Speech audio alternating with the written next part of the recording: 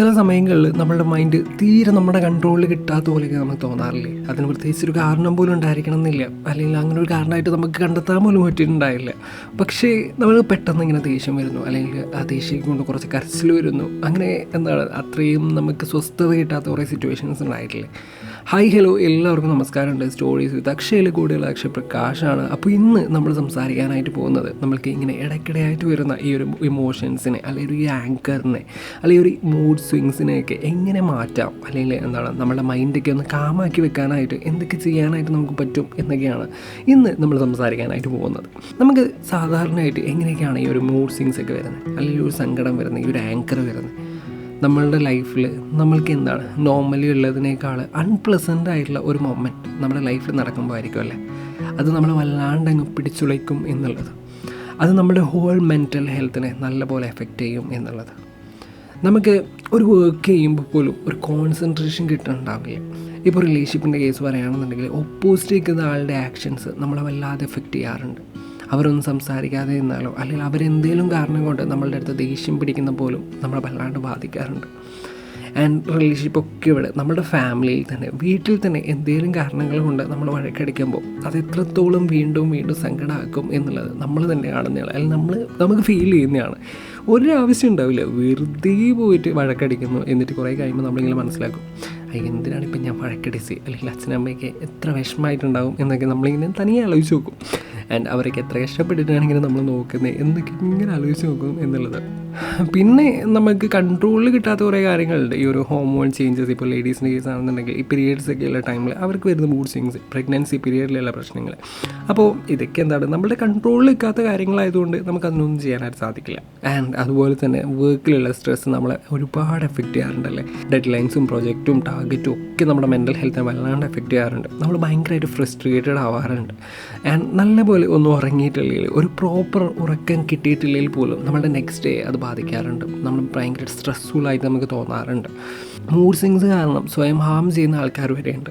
Suicidal attempts, അല്ലെങ്കിൽ intense emotional relationship, അങ്ങനെ ഒരുപാട് കാര്യങ്ങൾ നമ്മുടെ പ്രോപ്പർ ലൈഫിനെ, നമ്മുടെ മെൻ്റൽ ഹെൽത്തിനെ എഫക്റ്റ് ചെയ്യാറുണ്ട്. നമുക്കിന്ന് എങ്ങനെയൊക്കെ ഇതിൽ നിന്നൊക്കെ മൂവ് ഓൺ ചെയ്യാനായിട്ട് പറ്റും എന്ന് നമുക്ക് നോക്കിയാലോ.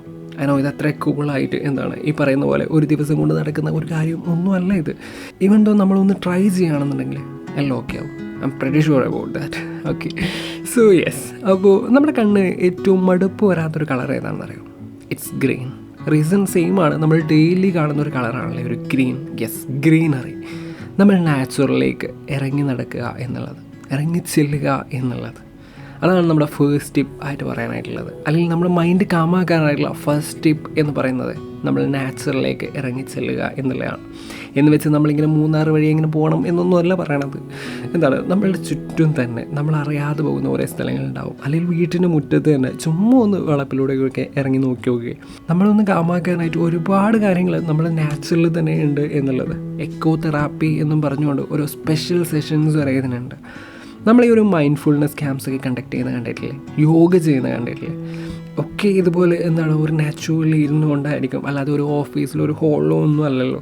അതിനുള്ള മെയിൻ റീസണും ഇത് തന്നെയാണ്. അപ്പോൾ മൈൻഡ്ഫുൾനെസ് ക്യാമ്പിനെ പറ്റി പറഞ്ഞപ്പോഴാണ്, യെസ്, നമ്മളൊരു വലിയൊരു ഡ്രീം ഉണ്ട്, ഒരു മെൻ്റൽ ഹെൽത്ത് ഇനീഷ്യേറ്റീവ്. നിങ്ങൾ എൻ്റെ ഇൻസ്റ്റാഗ്രാം പേജ് എന്താണ് ഫോളോ ചെയ്യുന്ന ആൾക്കാരാണെന്നുണ്ടെങ്കിൽ നിങ്ങൾക്ക് അറിയാനായിട്ട് പറ്റും. ഞാൻ പ്രൊജക്റ്റ് ഹാപ്പി ഹ്യൂമൻ എന്ന് പറഞ്ഞുകൊണ്ട് കുറച്ച് പോസ്റ്റ് ഇടയ്ക്കിടയ്ക്ക് റീഷെയർ ചെയ്യാറുണ്ട്. എല്ലാവരും പറയുന്ന പോലെ എന്താണ് ലോകത്തെ നന്നാക്കാം എന്നുള്ള ഉദ്ദേശത്തിലൊക്കെ തുടങ്ങിയതാണ്, അല്ലെങ്കിൽ അങ്ങനെ തുടങ്ങുന്നതാണ്. എന്തായാലും ഇതിലേക്ക് നിങ്ങളെപ്പോലെ ഒരുപാട് നല്ല മനുഷ്യന്മാർ ആവശ്യമുണ്ട്. നമുക്കൊരു നല്ല കമ്മ്യൂണിറ്റി ബിൽഡ് ചെയ്താൽ ഒരുപാട് ക്യാമ്പ്സും ആക്ടിവിറ്റീസൊക്കെ ആയിട്ട് let's make earth a better place to live. അതാണ് അതിൻ്റെ ഒരു ടാഗ് ലൈൻ.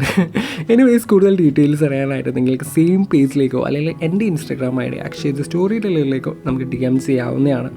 ആൻഡ് എന്താണ് നമ്മൾ പറയുന്ന ടോപ്പിക് ഇതായതുകൊണ്ട് ഇതിന് റിലേറ്റ് ചെയ്യുന്ന കാര്യം പറഞ്ഞു എന്നേ ഉള്ളൂ. അതിൻ്റെ ഇടയ്ക്ക് ഒരു പ്രൊമോഷൻ എന്നൊന്നും വിചാരിക്കേണ്ട, അല്ലെങ്കിൽ അങ്ങനെയൊന്നും കരുതണ്ട.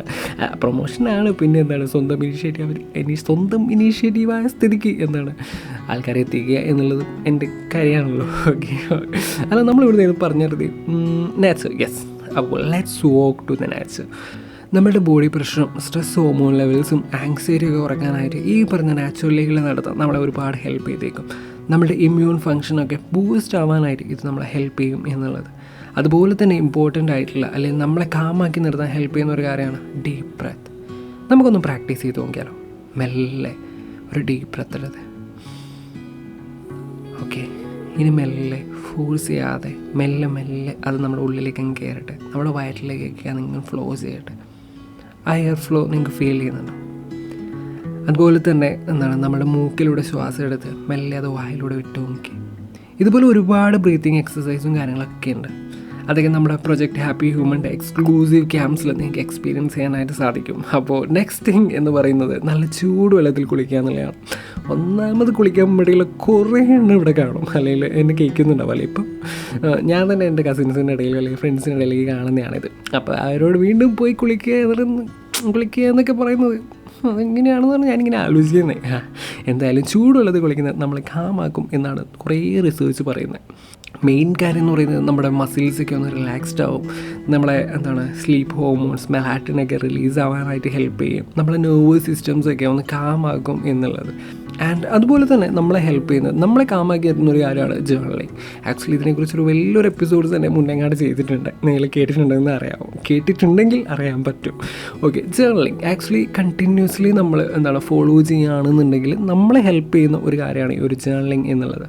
ഞാൻ സ്റ്റാർട്ട് ചെയ്തിട്ടുണ്ടായിരുന്നു, പിന്നെ എപ്പോഴോ 2 ദിവസം ഇങ്ങനെ മടി പിടിച്ചിരുന്നു, പിന്നെ അതങ്ങനെ വിട്ടു.